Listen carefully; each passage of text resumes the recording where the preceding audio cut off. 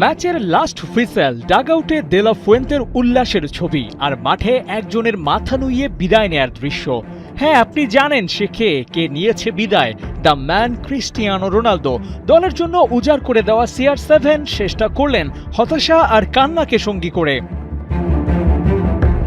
ম্যাচের বয়স তখন 85 মিনিট। দে লা ফুয়েন্তের এক সুপার সার্ভ আর তাতেই ম্যাজিক স্টার্ট। 90 মিনিটস ধরে যে ডেডলকে ঝুলেছিল ম্যাচ, সেটা মুহূর্তেই হয়ে যায় আনলক। মিকেল মেরিনো মাঠে নামার ঠিক মিনিট 5 পরেই গোল করে দলকে এনে দেন লিড আর পর্তুগালকে পাহাড় সমচাপ।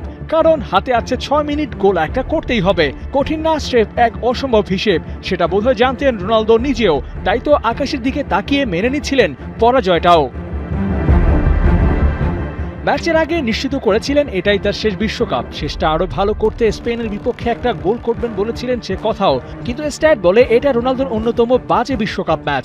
প্রথমার্ধে মাত্র 12 বার বল টাচ করেছেন এই তারকা, আর গোল সেটা দেখা পাওয়ার তো দূরের কথা, ন্যূনতম সুযোগটুকুও পাননি। It's really hot today. Enjoy double flavor Polar Ice Lolly. Polar, মন ভালো থাক। স্পেনের বিপক্ষে দল হিসেবে পর্তুগাল ছিল বড় ব্যবধানে পিছিয়ে। 15 শটসের বিপরীতে পর্তুগিজরা নিয়েছে 10টি। লামিনরা শটস অন টার্গেট নিয়েছেন 6টি, আর সেখানে সংখ্যা মাত্র 2।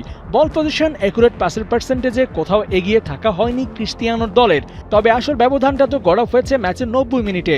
ওই এক গোলেই থমকে গেছে রোনালদোর বিশ্বকাপ যাত্রা। এখন পর্যন্ত একটা গোলও কনসিড করেনি স্পেন। এমন একটা অবিশ্বাস্য ফর্ম নিয়ে কোয়ার্টার ফাইনালে লামিন ইয়ামালের দল, আর শিরোপার রেস সেখানে স্প্যানিয়ার্ডরাই ফেভারিট। তবে পর্তুগাল নিজেদের ইতিহাসের সেরা দলটা নিয়েও কাজে লাগাতে পারেনি। আক্ষেপটা তাই বেড়েছে আরও 4 বছরের জন্য।